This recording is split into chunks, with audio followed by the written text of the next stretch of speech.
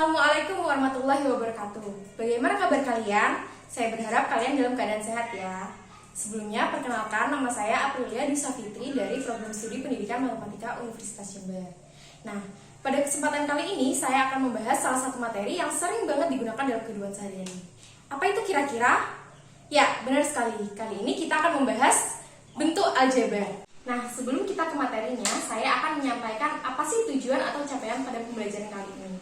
Yang pertama, kalian diharapkan bisa menunjukkan koefisien pada bentuk aljabar.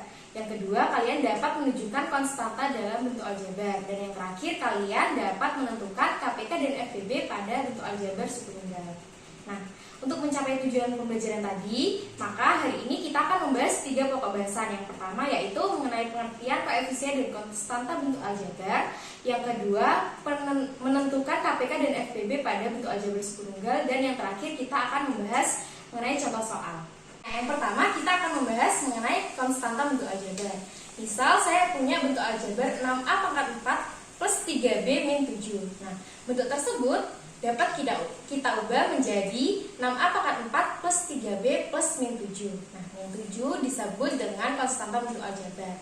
Maka dapat dibilang konstanta bentuk aljabar adalah suatu suku dari suatu bentuk aljabar yang berupa bilangan dan tidak memuat variabel. Baik, selanjutnya kita akan membahas mengenai koefisien bentuk aljabar.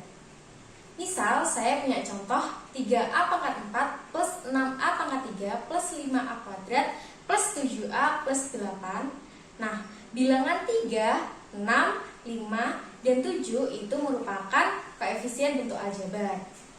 Jadi kita lihat satu-satu ya. 3A pangkat 4 memiliki koefisien 3. 6A pangkat 3 mempunyai koefisien 6. Kemudian 5A kuadrat mempunyai koefisien 5. Dan 7A mempunyai koefisien 7. Nah, saya punya contoh soal lagi. Misal ada bentuk aljabar 12x pangkat 3 min 6x plus 2. Nah, bentuk tersebut dapat diubah menjadi 12x pangkat 3 plus min 6x plus 2. Maka koefisien dari bentuk aljabar tersebut adalah 12 dan min 6. Nah, dari contoh soal yang sudah saya sampaikan, maka dapat disebut koefisien adalah suatu faktor konstanta dari suatu suku dalam bentuk aljabar. Selanjutnya, kita akan membahas mengenai KPK dan FPB bentuk aljabar suku tunggal. KPK merupakan hasil perkalian dari faktor yang berbeda dan memiliki pangkat yang tertinggi. Nah, misalkan, tentukan KPK dari 7A dan 4A. Pertama-tama, kita harus mencari faktor dari 7A dan 4A. 7A adalah 7 dikalikan A. 4A adalah 4 dikalikan A.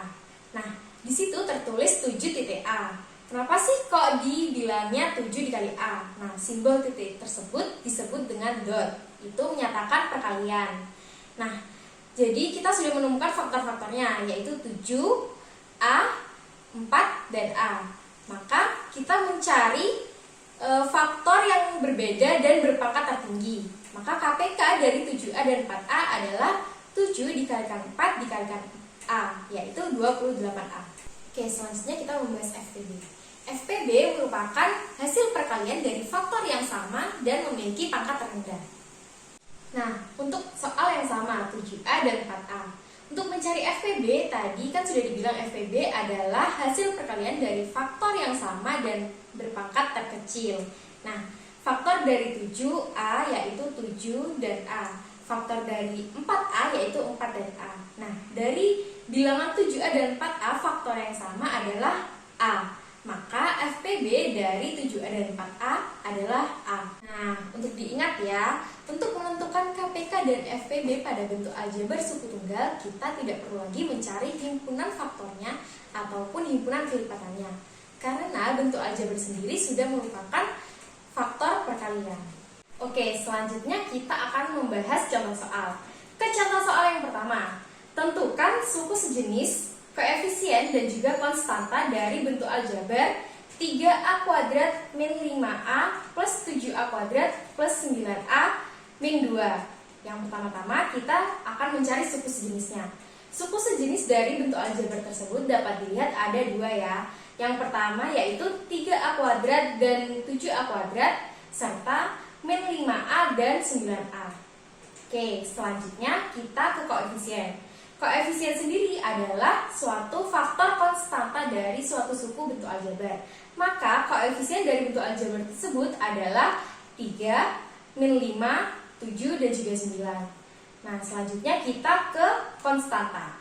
Seperti yang dikatakan di awal, konstanta adalah suatu suku dalam bentuk aljabar yang tidak memuat variabel. Maka konstanta dari bentuk aljabar tersebut adalah min 2. Oke, kita lanjut ke contoh soal yang kedua. Tentukan KPK dan FPB dari bentuk aljabar 9P kuadrat Q dan 24PQ kuadrat. Nah, untuk mencari KPK dan FPB, pertama-tama kita harus mencari faktor-faktornya. Yang pertama yaitu 9P kuadrat Q. 9P kuadrat Q adalah 9 dikalikan P kuadrat dikalikan Q. Nah, bentuk tersebut dapat diubah menjadi 3 kuadrat dikalikan P kuadrat dikalikan Q.